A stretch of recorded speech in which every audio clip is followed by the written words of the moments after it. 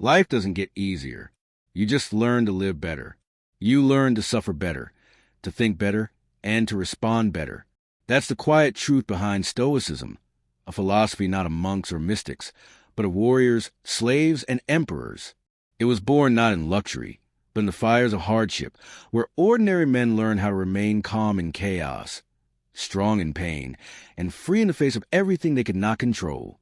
Every day, we are pulled by countless worries.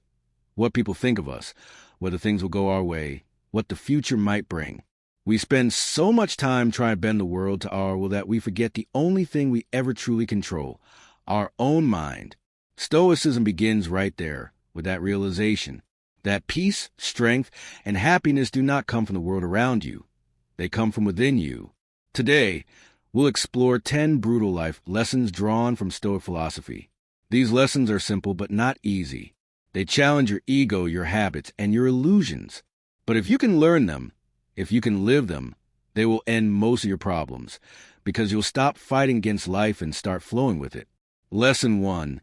You control nothing but your mind. The first brutal truth is that you control nothing but your mind. Everything else, people, events, outcomes, exists outside your command. You can influence them, but you can never fully control them. This is the essence of what the Stoics call the dichotomy of control. Epictetus said it clearly. Some things are in our control, and others are not. It sounds simple, but most of our suffering comes from forgetting this truth. Think about how much of your anxiety comes from trying to control what can't be controlled. You want someone to like you. You want your plans to unfold perfectly. You want the weather to be good, the world to be fair, and life to make sense.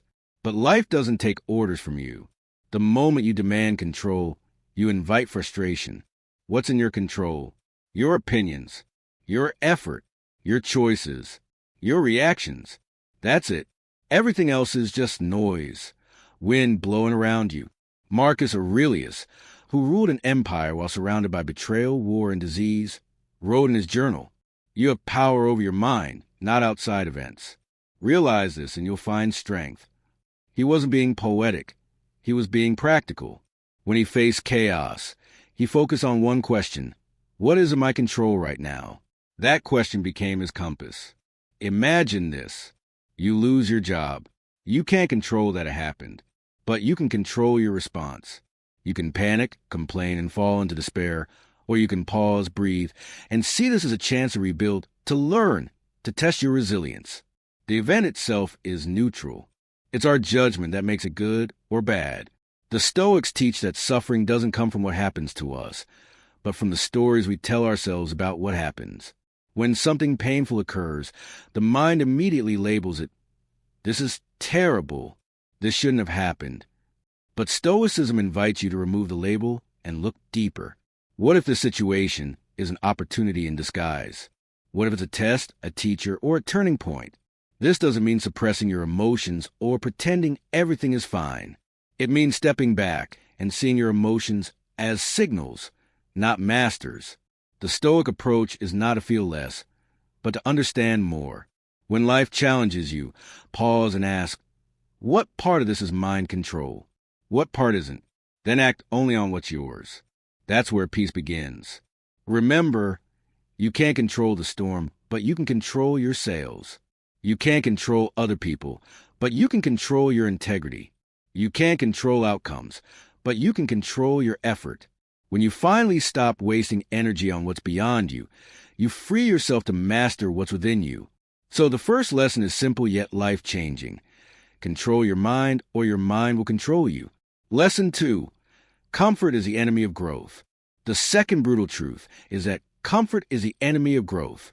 We live in a time where comfort is everywhere, and yet people are more anxious, restless, and fragile than ever. Why? Because comfort weakens us. It dulls our instincts and softens our spirit. It makes us forget that strength is built through struggle. The Stoics understood this well. They practiced what Seneca called voluntary discomfort. He would sleep on the floor, wear coarse clothing, and eat the simplest food. Not because he was poor, but because he wanted to remind himself that he could survive hardship. He wrote, "Set aside a certain number of days, during which you shall be content with the scantiest and cheapest fare, with coarse and rough dress, saying to yourself, "Is this the condition that I feared?" He did this to test his fears, to prove to himself that life without luxury is not unbearable. Modern society, on the other hand, avoids discomfort at all costs. We chase pleasure, convenience, and ease. We complain about traffic, slow Wi-Fi, or minor inconveniences, things that would make a Stoic laugh. We've grown addicted to comfort, but that addiction has a cost. We lose resilience. Growth never comes from comfort. Muscles grow by resistance. Character grows by challenge. The mind strengthens when tested by uncertainty. The soul deepens when it endures pain with dignity. When you avoid discomfort, you avoid growth. When you seek comfort above all else, you trade freedom for fragility. Epictetus was born a slave. He was beaten, insulted, and had almost nothing, yet he became one of the greatest philosophers in history. His hardships forged his wisdom. He learned that strength is not given. It is earned by facing life as it is, not as we wish it to be. If you want to be free, start training yourself to be uncomfortable on purpose. Wake up earlier than you want to. Work when it's hard. Go outside when it's cold. Speak the truth when it's risky. Delay the easy pleasure for the harder discipline. Every act of voluntary discomfort is a rehearsal for real hardship. When life inevitably throws pain your way, you won't be crushed by it, because you've already practiced courage in smaller ways. Seneca said, "Difficulty strengthens the mind, as labor does the body." So don't run from difficulty, run toward it. When something feels uncomfortable, that's usually a sign that you're growing. When you feel fear, it's often a sign that you're stretching your limits. Remember, the easy path leads to weakness. The hard path leads to power. Every time you choose comfort, you lose a piece of your potential. Every time you choose challenge, you reclaim your freedom. The Stoics didn't seek comfort. They sought character. They didn't aim for a soft life. They aimed for a strong soul. So ask yourself, are you living for comfort or for strength? Because one will fade and the other will last. Please subscribe to the channel. Lesson 3. You will die so live now. One of the hardest truths to face is that your time is limited. You will die, maybe not soon, but certainly someday.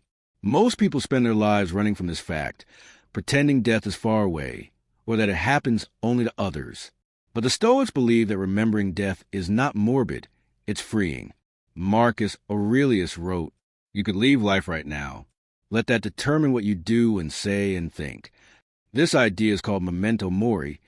Remember that you will die.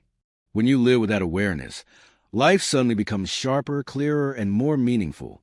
You stop wasting time on nonsense, arguments, gossip, chasing things that don't matter. You stop postponing joy, waiting for the perfect moment to start living. You begin to see that this moment, right here, is your life. Think about how often we say, "I'll start tomorrow. I'll travel someday. I'll fix my relationships later." But what if later never comes? What if the only thing guaranteed is now? The Stoics weren't obsessed with death. They were obsessed with life. They saw death as a teacher that makes you value every sunrise, every breath, every human connection. So live with urgency, not panic, but purpose. Say what you mean. Love fully. Forgive quickly. Chase what matters. Because one day, you'll wish you had. You can't control when death comes, but you can control whether you truly live before it does. Lesson 4. Desire is endless. Learn to want less. The next brutal truth is that desire never ends. You get what you want, then you want something else. It's a cycle without a finish line. Seneca wrote, "He is a wise man who does not grieve for things which he is not, but rejoices for those which he has." Modern life teaches us the opposite. It tells us happiness is somewhere out there, in money, success, approval, or new things. But Stoicism teaches that happiness isn't about adding more. It's about needing less. Imagine chasing a goal for years. You finally get it, a new job, car, relationship, and for a moment, you feel alive. But soon the excitement fades and the cycle begins again. That's not happiness. That's addiction. Stoicism offers a cure. Contentment through self-sufficiency. To learn that peace doesn't come from things, but from perspective. The Stoics practiced gratitude, not as a trend, but as a discipline. Every morning, they reminded themselves of how much they already had: health, food, air, a chance to think and act. If you want less, the world can't control you. If you're content with little, no one can make you desperate. The lesson is simple: don't chase everything. Appreciate something. Freedom begins when you stop needing more and start seeing enough. Lesson 5. Pain is a teacher, not an enemy. Pain is inevitable, but suffering is optional. This truth is easy to say, but hard to live. We spend our lives avoiding pain, numbing it, distracting ourselves from it. But Stoicism teaches the opposite.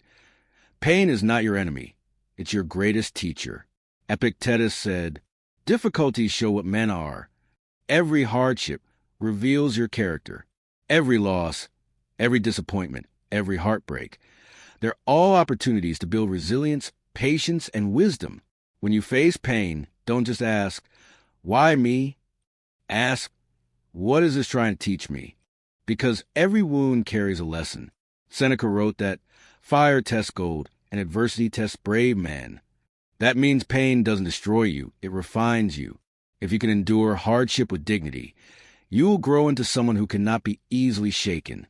You'll start to see pain as part of life's training, preparing you to face bigger challenges with grace. Don't run from pain. Study it, feel it, learn from it, then rise stronger than before. Lesson 6. You are not your thoughts. The mind is a powerful tool, but it's also a dangerous master. We often believe everything we think, but Stoicism reminds us that you are not your thoughts. You are the observer of them. Marcus Aurelius often wrote in his journal to separate himself from his emotions and thoughts. He would say things like, "This is just a thought. It cannot harm me unless I let it." Modern psychology calls this cognitive distancing, the ability to see your thoughts without becoming them. When anger arises, don't say, "I am angry." Say, "Anger is visiting me." When fear appears, don't say, "I am afraid." Say, "Fear is passing through."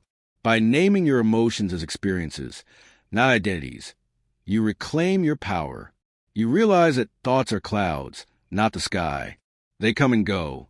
You remain. The next time your mind spirals with worry or self-doubt, pause and remember, your thoughts are not facts. You decide which ones to believe. When you master this awareness, you master yourself. Lesson 7. Focus on virtue, not opinion. We live in a world obsessed with reputation, likes, followers, and validation. But Stoicism teaches the opposite. Focus on virtue, not opinion. Epictetus said, "If you want to improve, be content to be thought foolish and stupid." In other words, don't live for applause. Live for integrity. Because opinions fade, but character endures. Virtue, in Stoicism, means living with wisdom, courage, justice, and self-control. It's not about being perfect. It's about striving to act rightly even when no one's watching. When you focus on virtue, criticism doesn't shake you. Praise doesn't inflate you. You stop living to impress and start living to express. Marcus Aurelius ruled one of the most powerful empires in history, yet he constantly reminded himself not to be corrupted by power or praise. He wrote, "What is right is not always popular, and what is popular is not always right." The Stoic way is simple. Do the right thing, even if no one claps for it. Lesson 8. Expect the worst, and you'll be free. This might sound negative, but it's actually one of Stoicism's most empowering ideas. It's called premeditatio malorum, the premeditation of evils. The Stoics would visualize everything that could go wrong, losing wealth, comfort, status, or even loved ones, not to feel miserable, but to prepare their minds for reality. When you expect that life will bring challenges, you stop being shocked when it does. You become emotionally unbreakable because nothing surprises you. Seneca wrote, "The man who has anticipated the coming of troubles takes away their power when they arrive." If you expect the worst, you appreciate the best. When things go well, you feel gratitude instead of entitlement. This practice doesn't make you pessimistic. It makes you prepared. You can't control life storms, but you can build a mind that stands firm in the rain. Lesson 9. Everything is temporary. The Stoics constantly reminded themselves that everything passes. The good, the bad, the painful, the beautiful. It all changes, all moves. Marcus Aurelius wrote, "All things are in a state of flux. You yourself are ever changing, and so is the whole universe." This isn't meant to make you sad. It's meant to free you, because when you truly understand that everything is temporary, you stop clinging so tightly. You stop fearing change. You start appreciating what you have while you have it. If you're in pain right now, it will pass. If you're happy right now, cherish it because it too will pass. That's not cruelty. That's the rhythm of life. Impermanence teaches you gratitude. It teaches you to savor the small moments, a quiet morning, a friend's laughter, a simple breath, because you realize how fleeting they are. When you stop fighting time, you start flowing with it. That's where peace lives. Lesson 10. Happiness is a choice of perspective. The final lesson is perhaps the most powerful of all. Happiness is not something you find. It's something you choose. The Stoics believe that external things can't make you happy or unhappy. Only your interpretation can. Marcus Aurelius said, "The happiness of your life depends upon the quality of your thoughts." In other words, your mindset creates your reality. Two people can experience the same event. One sees tragedy. The other sees growth. One feels punished. The other feels strengthened. The event is the same. The perspective is what makes the difference. If you want to be happier, don't change your circumstances. Change how you see them. Train your mind to ask, what can I learn from this? How can I use this? What's still good here? That's Stoic optimism, not denial, but perspective. Happiness is not pleasure. It's not comfort. It's the calm that comes from knowing you can handle whatever happens next. When you stop chasing happiness and start choosing it, you become untouchable. Conclusion: the Stoic way. So, what do we learn from the Stoics? That life isn't supposed to be easy. It's supposed to make you grow. You can't control the world, but you can control your mind. You can't escape pain, but you can use it to build strength. You can't stop death, but you can live fully while you're here. Every day, life will test you with frustration, loss, temptation, and fear. But if you remember these 10 lessons, you will pass every test with grace. Be calm in chaos. Be kind when it's hard. Be disciplined when no one's watching. And above all, be present, because this moment is all you ever truly own. As Marcus Aurelius said, waste no more time arguing what a good man should be. Be one. So ask yourself, are you living for comfort or for strength? Because one will fade and the other will last. Please subscribe to the channel.